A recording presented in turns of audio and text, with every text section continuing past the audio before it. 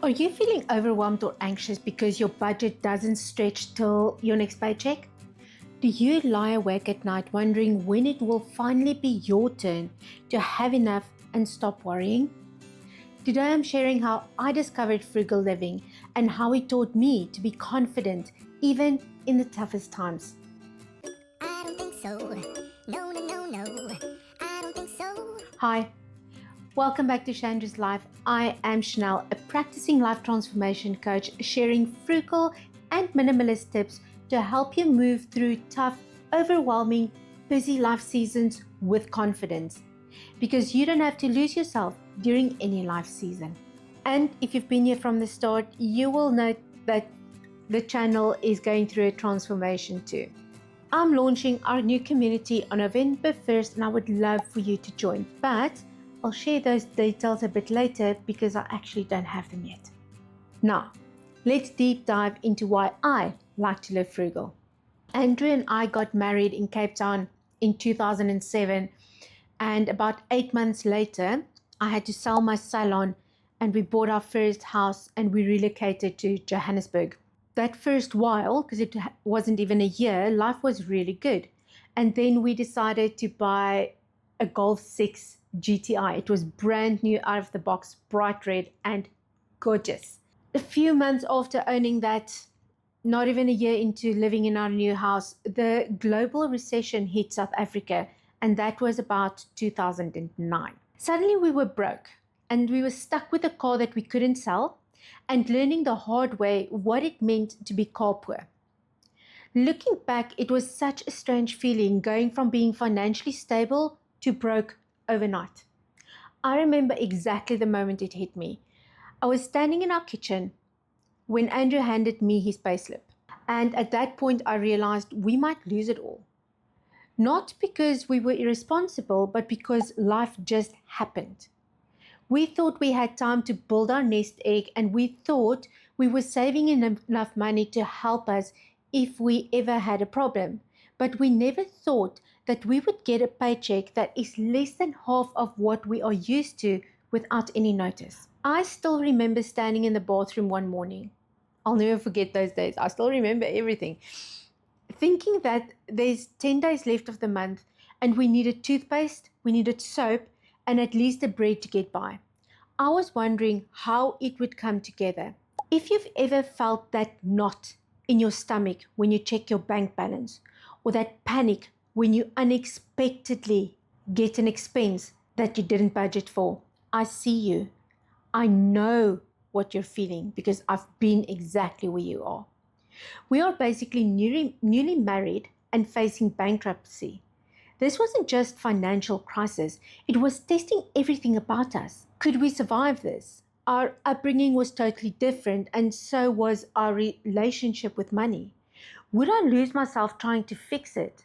Well, the spoiler is we're now 18 years married and we work very well together in difficult times, financially or emotionally. But the reality is that we can only work with information we have at a specific point in time. Back then, we were late 20s, early 30s when that happened. That's when we really understood the impact of a recession and not having a nest egg. Both Andrew and I are very practical, and we quickly realized that if we didn't make a plan, we could lose everything and still be in debt because of cell phone contracts and other small things that we had to pay. What followed was by no means easy because we had to change our spending habits immediately. Before I share what we did, I want you to think about something. When was the last time you looked at every cent you spent? You might think you know exactly where your money goes, but I promise you, you'll be surprised. For example, just this month, I had to look at our budget because I realized we're overspending. I knew I was buying a lot of coffee, but I didn't realize I spent close to 600 dirhams a week on coffee. Needless to say, I'm back on a shoestring budget to rein in my coffee addiction. So, if that's me now, after years of being intentional, imagine how shocked I was back then when I first looked at our spending. So, here's what we did, And I'm sharing this not because we're financial experts, but because we're survivors who figured it out one desperate day at a time. Keeping in mind, back then there wasn't YouTube or even Google to help us find our way. So the first thing I did was to follow the money. I drew 3 months bank statements and I went through every single thing and I allocated it to an expense. And that was a shocking experience and an extremely huge wake-up call for me. The second thing we did was I found every single thing I had to pay every single month. And then I split them into 2 categories. The first one was our non-negotiables, like the roof over our head and every single payment that went with that. And the second thing was negotiables or luxury items, like cell phone contracts. When I had those things in place, I sat down with Andrew, and the third thing we did was we made a game plan. Our game plan was to eat pap for 3 months.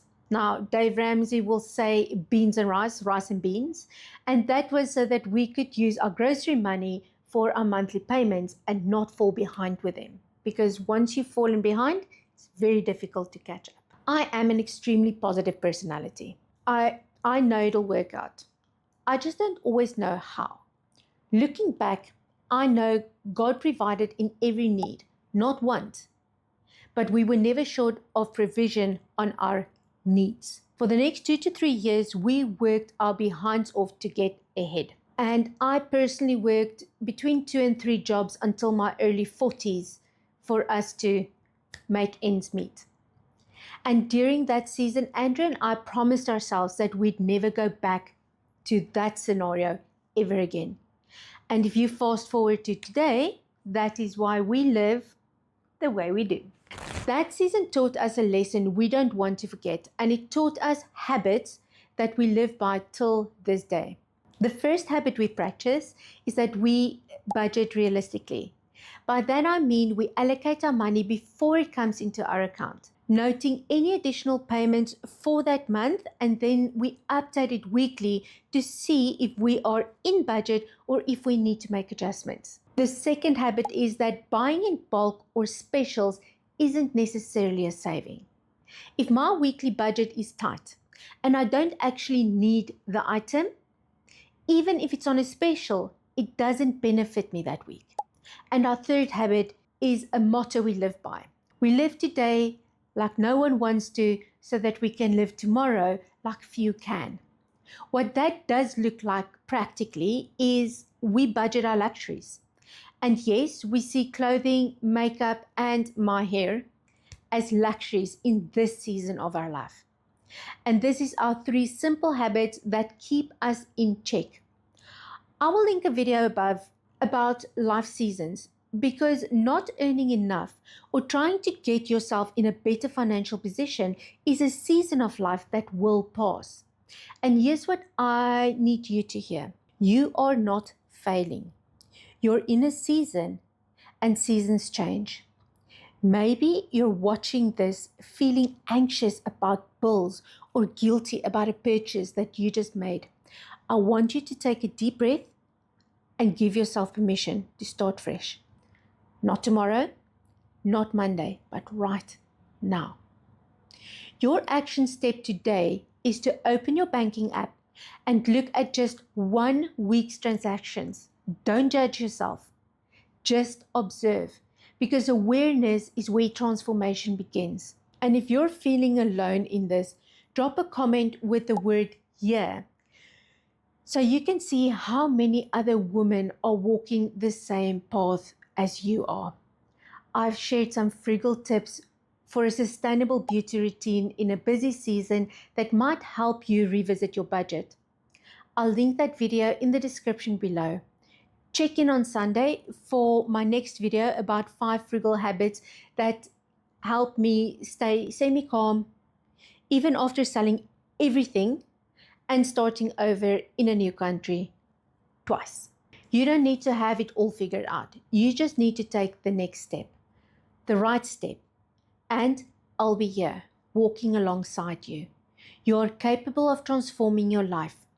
You just have to dream it and believe it to achieve it. Until next time, guys, enjoy living life. Bye. I don't think so.